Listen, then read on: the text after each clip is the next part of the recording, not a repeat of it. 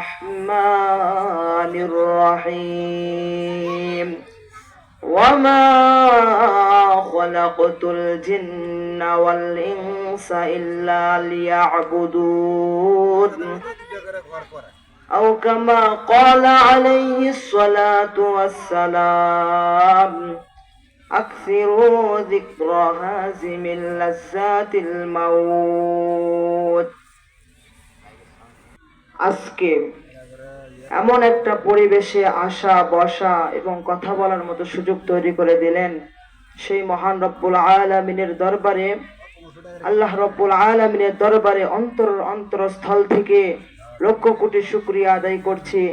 যে ময়দানে আল্লাহ রব্বুল আলামিন আমাদেরকে বসার সুযোগ করে দিয়েছেন, রাসূল সাল্লাল্লাহু আলাইহি ওয়াসাল্লামের ভাষায় এই ময়দানগুলোকে বলা হচ্ছে জান্নাতের বাগান।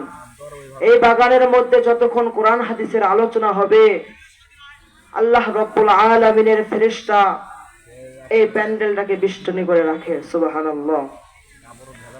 লক্ষ কোটি দরুদ ও সালাম আকে ইমানদার তাজেদারে মদিনা আহমদ মুস্তাফা মোহাম্মদ মুস্তাফা, নবীদের নবী, সর্বশেষ নবী, সর্বশ্রেষ্ঠ নবী, যেই নবীর উম্মত হওয়ার জন্য অন্য সকল নবীরাও আল্লাহ রব্বুল আলামিনের কাছে দোয়া করেছিলেন যে আল্লাহ আমাকে নবী না বানিয়ে যদি শেষ নবীর উম্মত বানাতেন তাহলে আমি উম্মত হয়ে অনেক সৌভাগ্যমণ্ডিত হতাম।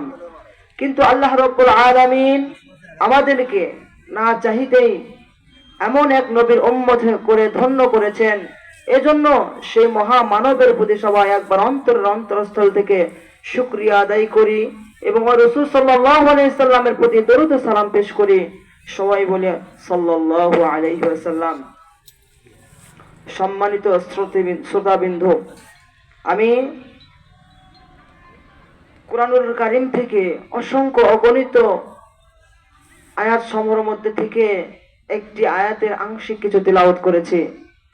আল্লাহ রাব্বুল আলামিন যাতে করে উক্ত সময়ের মধ্যে উক্ত আয়াতের উপর আলোকপাত করার তৌফিক দান করেন। সকলে বলেন আল্লাহুম্মা আমিন।